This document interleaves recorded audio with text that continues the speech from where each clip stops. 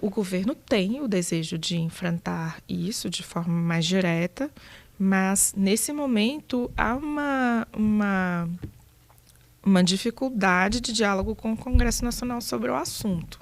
O Congresso Nacional tem uma preferência pelas isenções nesse momento.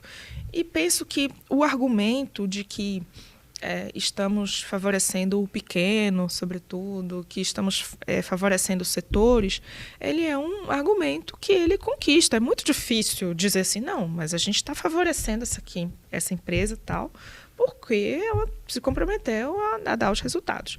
Então, assim, já que estamos num momento de consolidação fiscal, estamos na busca de tornar esse arcabouço consistente, eu diria que seria muito interessante que a gente olhasse para esse problema, os poderes, né, olhassem para esse problema e que a gente começasse a reverter o assunto. Eu acho que é uma questão, sim. De impacto importante na arrecadação. Impacto na arrecadação e impacto macroeconômico do gasto mesmo. O gasto direto, o impacto que ele traz na economia, alguns estudos demonstram que ele é mais eficiente. Então, tem isso. Sobre o tipo de mudança social que a gente está enfrentando, tá? Vamos lá. A crise do impeachment e depois os governos Temer e o governo Bolsonaro, de alguma forma, esse ciclo interrompeu um diálogo mais frutífero com o mundo sobre novos instrumentos de finanças públicas. Minha área é orçamento, né? E eu gosto de pensar que a gente precisa fazer um esforço muito grande para acolher os desafios contemporâneos. 2 deles são um desafio, que é o das mudanças climáticas, outro desafio é o desafio das mulheres, o desafio de gênero. Bem, as mudanças... São os principais desafios hoje?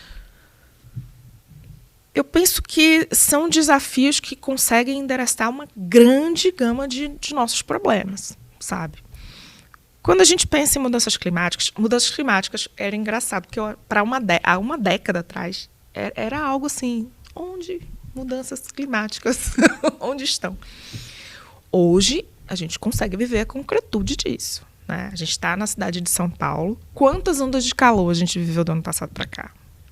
São Paulo não é mais tão friazinha, né? Eu, baiana, até consigo viver aqui sem sofrer.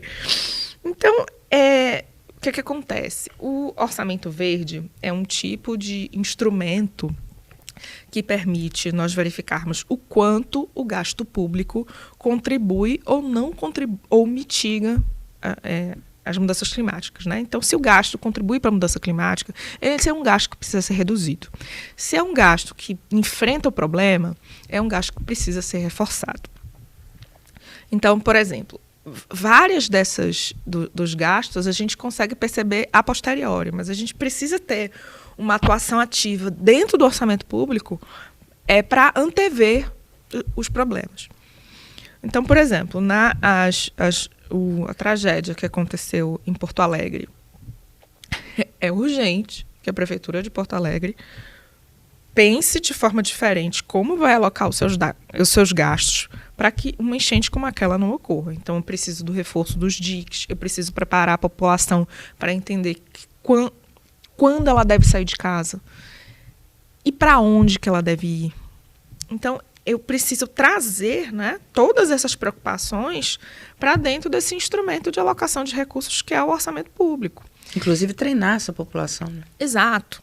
Mas eu não posso esperar que a chuva venha e depois gastar tudo em defesa civil, né? Então, inclusive, olhar para quanto de gasto extraordinário a gente fez, quanto a gente gastou na função da defesa civil, é interessante para ver o quanto que a gente... teria, né, de economia, né? Se tivesse se preparado. Se tivesse se preparado e para pensar assim, que tipo de gasto esse aqui é extraordinário, mas esse aqui ele pode ser incorporado ao orçamento. Eu vou incorporar ele aqui de que forma para lidar com a situação? Então, a gente está falando isso de Porto Alegre, por exemplo.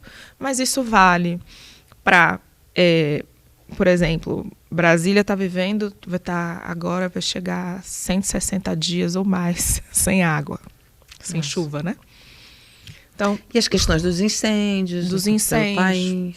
Exato. Os incêndios, tem muita coisa misturada, né? Que tem gente que pôs fogo mesmo, tem o cerrado em combustão, tem gente que só queria chamar a atenção, tem tudo misturado, mas... E tem gente que não é nem preparada, né? Eu acho que falta uma educação mesmo. Sim. Porque eu vi uma amiga lá em Brasília.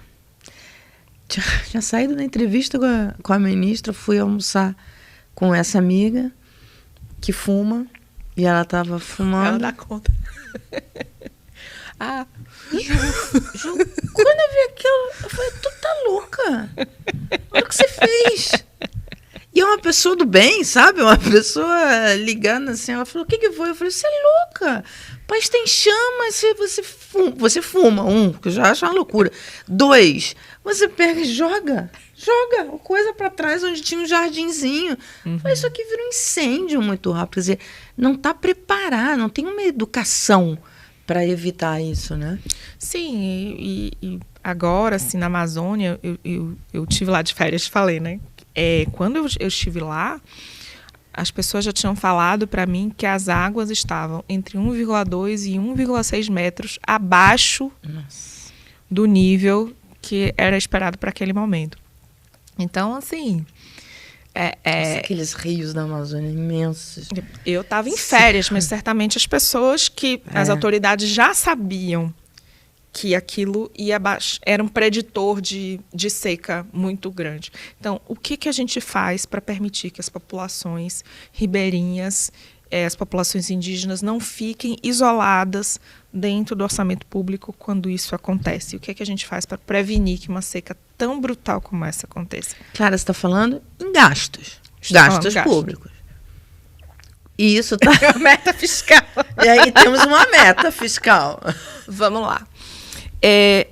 Primeiro, é preciso consolidar esses tipos de instrumentos. Isso é uma tarefa que exige conhecimento técnico, exige articulação entre diferentes ministérios. Então, meio ambiente, Ministério do Planejamento, Fazenda, consolidando esse tipo de instrumento, né? É competência do Ministério do Planejamento e Orçamento, mas não se faz, a gente sabe, política pública sem conversa.